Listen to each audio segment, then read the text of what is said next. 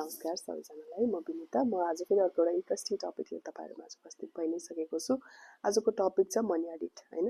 हामी पैसा त कमाउँछौँ तर मन्थ एन्डमा सधैँ ब्रोक फिल किन गर्छौँ भनेर त्यो रिजन पत्ता लगाउनलाई नै मैले मनी एडिट भनेर एउटा भिडियो बनाउन लागेको छु। अब यो कसरी गर्ने त भन्ने कुरामा चाहिँ म डिस्कस गर्नेछु।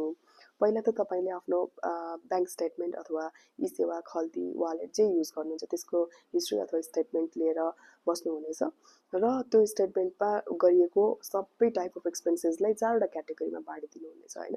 क्याटेगोरी हुन सक्छ हाम्रो इसेन्शियल्स भयो, लाइफस्टाइल भयो हैन, अनि त्यसपछि डेट भयो, अनि लास्टमा चाहिँ र्यान्डम हैन।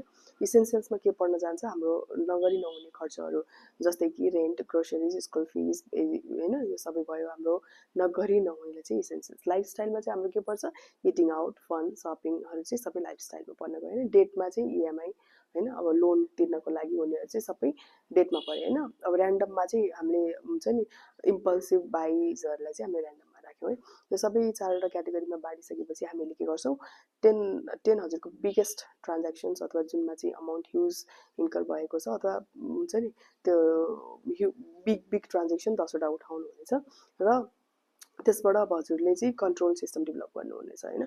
मेनली चाहिँ हजुरले के गर्नुहुन्छ त्यो ट्रान्ज्याक्सन उठाइसकेपछि अब यस्तो ट्रान्ज्याक्सनहरू हेर्नु चाहिँ जुन चाहिँ हजुरले मोर देन 8 टाइम्स गर्नुहुन्छ हैन। एउटै नेचरको मोर देन 8 टाइम्स गर्नुहुन्छ, त्यो नेचरलाई चाहिँ हजुरले कन्ट्रोल गर्नुहुनेछ हैन। फर एक्जाम्पल हजुरले more than 8 times rides use गर्नुहुन्छ अथवा अनलाइन सपिङ गर्नुहुन्छ भने हजुरले त्यहाँनिर गएर कन्ट्रोल पोइन्ट राखेर यसलाई चाहिँ मेबी 5 टाइम्स हैन त्यो वाला पार्ट गरिदिनुहुन्छ र हजुरको यदि बजेट अहिलेसम्म 10,000 युज भइरहेको थियो हजुर त्यहाँ बजेट सेट गरेर हजुरले मात्रै 6,000 राखिदिनुहुन्छ, मिनिङ कि हजुरको 4,000 त त्यही नै सेभ भयो हैन। यसरी चाहिँ हजुरले एउटा वे छ एक्सपेन्सेस कट डाउन गर्ने।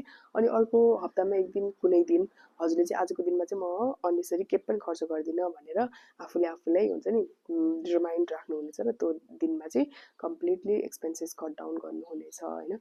यसरी हजुरले एक्सपेन्सेसहरूलाई कट डाउन गरेर आफ्नो पैसालाई सेभ गर्नलाई चाहिँ हेल्प हुनेछ। आई होप कि यो भिडियोले केही हेल्प गर्यो। Thank you so much for watching.